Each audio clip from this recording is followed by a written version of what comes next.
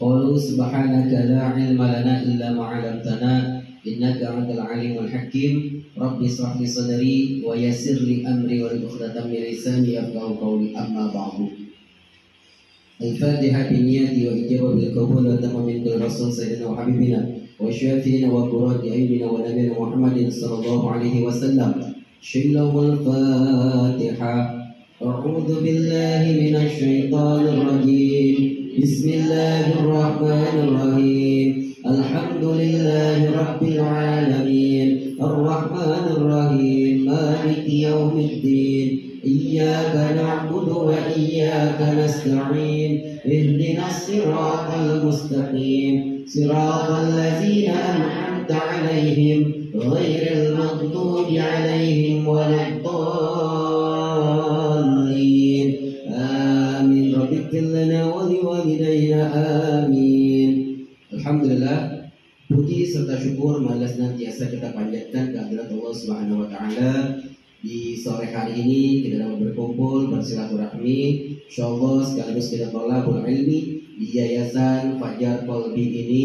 Insyaallah semoga langkah kaki kita menuju tempat ini senantiasa dicatat sebagai amal ibadah dari Allah Subhanahu wa taala. Amin ya Allah ya rabbal alamin. Salawat dan salam semoga senantiasa selalu tercurah kepada junjungan kita baginda kita Nabi besar Muhammad sallallahu alaihi wasallam beserta keluarga beliau, sahabat beliau dan para pengikut-pengikut yang kita hormati. Amin ya Allah ya rabbal alamin. Yang saya hormati selaku pengasuh sekaligus pembimbing kita semuanya, Bapak Iswandi beserta ibu dan keluarga besar, kita doakan semoga beliau semuanya diberikan kesehatan dari Allah Subhanahu wa taala, diberikan panjang umur semuanya dalam taat ibadah kepada Allah Subhanahu wa taala. Amin ya Allah ya rabbal alamin. Dan juga para relawan, para pengurus yang insyaallah dirahmati oleh Allah Subhanahu wa taala. Dan juga yang saya banggakan adik-adikku sekalian yang insyaallah semuanya dirahmati oleh Allah Subhanahu wa taala. Amin ya Allah ya rabbal alamin. Baik, mengangkat tema pada kesempatan sore hari ini ialah tentang nasihat hidup yang menenangkan hati. Jika kalimatnya itu nasihat, berarti artinya ini menjadi bahan introspeksi diri kita dalam kehidupan sehari-hari. Adanya musibah sebagai nasihat buat kita.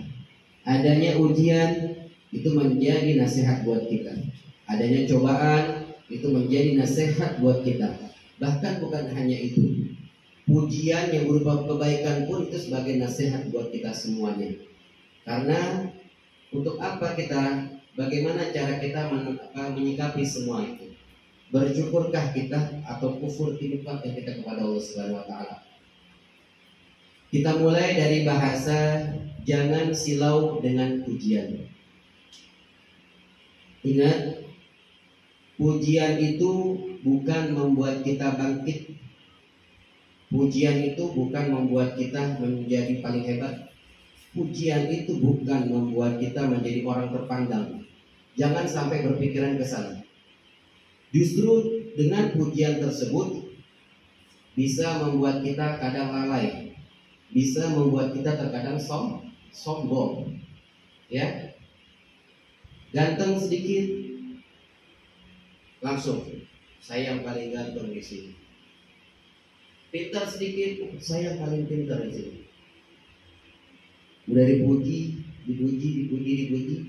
jadinya sombong. Jangan sampai ada di dalam diri kita, walaupun ya hanya detik. Jangan sampai ada dalam diri kita. Jangan kita silau dengan yang namanya pujian. Dan juga kita jangan galau dengan yang namanya cacian. Orang ngatain kita kayak gini, orang bilang kita kayak gini, orang negur kita kayak gini. Kalau selagi itu buat kebaikan, bismillah, perlahan kita memperbaiki diri kita. Tapi kalau seandainya itu berupa keburukan, bismillah, innallaha ma'as-sabirin. Kita bersabar karena Allah sangat sayang dengan orang-orang yang bersabar. Ya. Selanjutnya apa? Jangan belagak dengan kebahagiaan. Ingat, jangan belagak, jangan belagu dengan kebahagiaan. ya. Derajat naik sedikit udah belagu, udah sombong, udah nggak mau ngumpul lagi sama teman-teman yang lama, ya. Udah nggak mau kenal, bahkan udah nggak mau lagi. Siapa kamu? Saya mohon maaf, saya nggak kenal kamu. Gara-gara cuma naik derajat sedikit, hati-hati. Nggak boleh belaga, ya. Karena bagaimanapun hal-hal seperti itu bakal dibawa nggak nanti di kematian, dibawa nggak nanti di kematian, nggak akan dibawa karena yang dibawa dalam kematian yang tiga apa? Yang pertama dua anak yang soleh, yang kedua apa? Ilmu yang bermanfaat, yang ketiga apa? Sodakoh jadi, ya.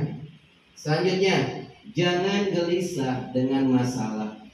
Adik-adikku, ya, sekarang ini mungkin ya banyak orang memang punya yang namanya masalah. Semuanya pasti punya masalah.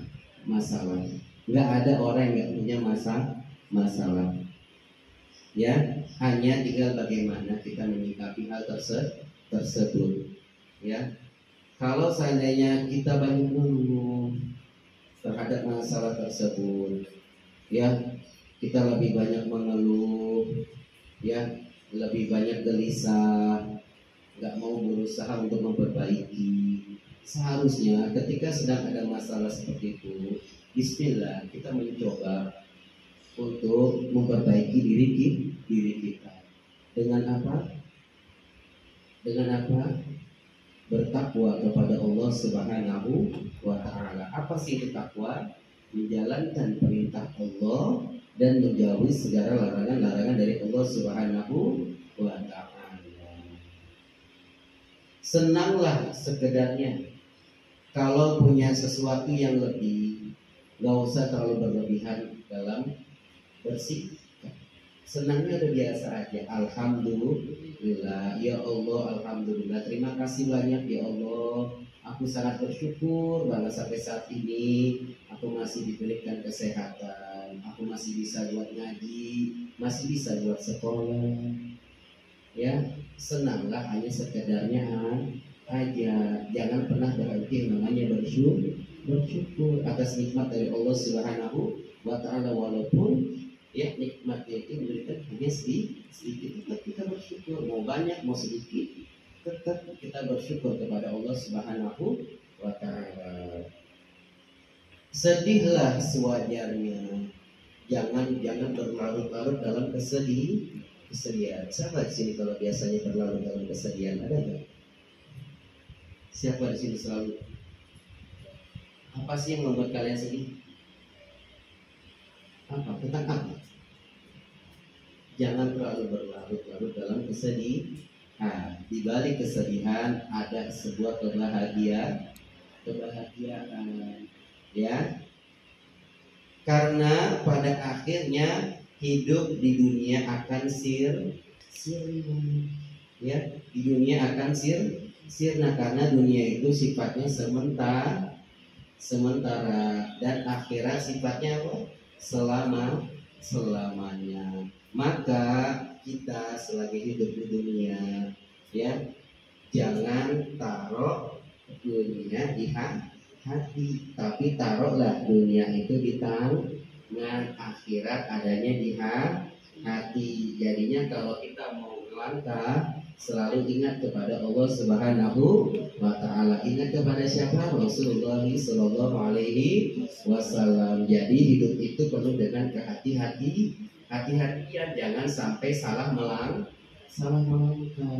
Kalau kita sampai salah melangkah, yang ada nanti menyebabkan suatu masalah. Benar nggak? Benar kan? Nah, selanjutnya ini lagi yang paling penting. Jangan meninggi. Saya paling hebat. Kamu mah gak ada apa-apanya. Saya paling hebat. Pantas gak punya sifat kayak begitu? Pantas gak punya sifat kayak gitu? Saya paling hebat. Semua di bawah saya semua. Pantas gak punya sifat kayak gitu? Gak pantas. Di atas langit masih ada langit lah. Di bawah bumi masih ada bumi lah. Ya. Di balik orang yang pintar masih ada orang yang pintar lagi nggak? Di balik orang yang cerdas masih ada yang cerdas lagi nggak? Makanya jangan kita tinggiin badan kita dengan tegak.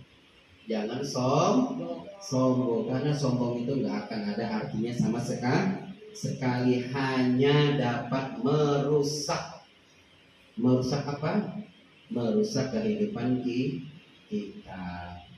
Karena kamu hanya manusia, kita ini hanya manusia.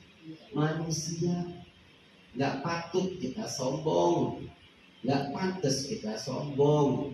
Baru punya harta dikit, baru punya ilmu sedikit yang tinggi, kita udah sombong, nggak pantas kayak begitu. Ya, kalau dalam ilmu tasawuf jadilah seperti padi, semakin banyak tanamannya, semakin banyak gawanya, dia semakin menumbuhkan, benar kan? Nah, maka artinya apa? Semakin kita banyak ilmu, semakin kita banyak wawasan, semakin kita tawadu, rendah hati. Ya. Selanjutnya, belajarlah menjadi orang yang rendah hati. Punya nggak punya, belajar rendah hati. Ya. Jangan punya sifat sombong, apalagi sirik sama orang nggak boleh. Ya. Selanjutnya, agar kamu disayangi dan dicintai, agar kamu dihormati dan dihargai. Teruslah menjadi orang baik. Jangan pernah berhenti menjadi orang baik. Ya, kita nggak punya harta, kita nggak punya ilmu. Selagi kita terus menebar kebaikan, itu yang paling cakep. Insya Allah mulia di mata Allah Subhanahu wa Ta'ala. Ya, paham ya? Ya, teruslah menjadi orang baik, teruslah menebar kebaikan. Jangan pernah berhenti yang namanya menebar kebaikan. Karena apa? Karena kasih sayang Allah sangat terdekat dengan orang-orang yang baik. Insya Allah. Ya, insya Allah. Apa sih poin yang kita dapat pada kesempatan sore hari ini? Dalam kata mutiara yang indah, menangis bukan menjadi simbol kelemahan. Karena saat kita dilahirkan, itu selalu menjadi awal kebaikan. Bahwa kita dihidupkan dan diberi kekuatan. Adik-adikku semuanya, ya, ketika kalian menangis, janganlah tangisan itu dijadikan sebagai simbol kelemahan kalian. Mau perempuan, mau laki-laki, nangis itu bukan berarti kita cengeng, tidak. Nangis itu bisa dikatakan kita haru, bisa juga kita bahagia, bisa juga dengan sedih karena luka. Ya, kan sedih itu banyak orang.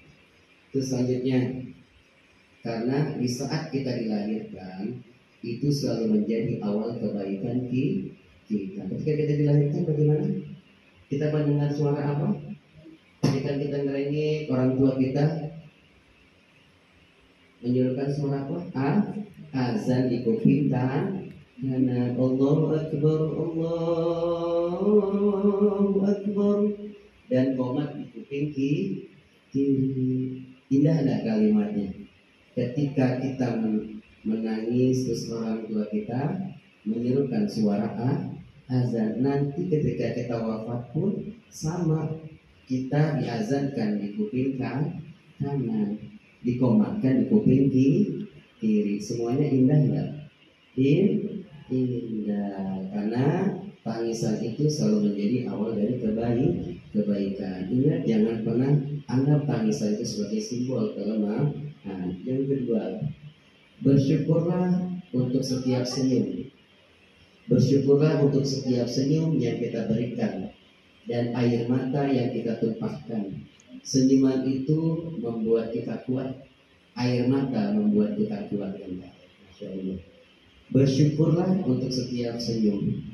Ketika kamu ditimpa musibah, selalu bersyukurlah kepada Allah Subhanahu wa Ta'ala. Tetap tersenyum, tetap tegar. Ingat adik-adikku, sabar itu tidak ada batasnya. Sabar akan ada batasnya ketika kita sudah dikatakan inna lillahi wa inna ilaihi raji'un. Dan sama juga menurut ilmu itu berhenti ketika kita sudah dikumandangkan inna lillahi wa inna ilaihi raji'un. Senyum, tebarlah senyum, tapi jangan senyummu mulut dan disampaikan orang tanda kutipnya. Jadi senyum yang kita berikan dan air mata yang kita tumpahkan. Senyuman itu membuat kita kuat. Air mata membuat kita kuat dan taat. Wallahu a'lam bishawab.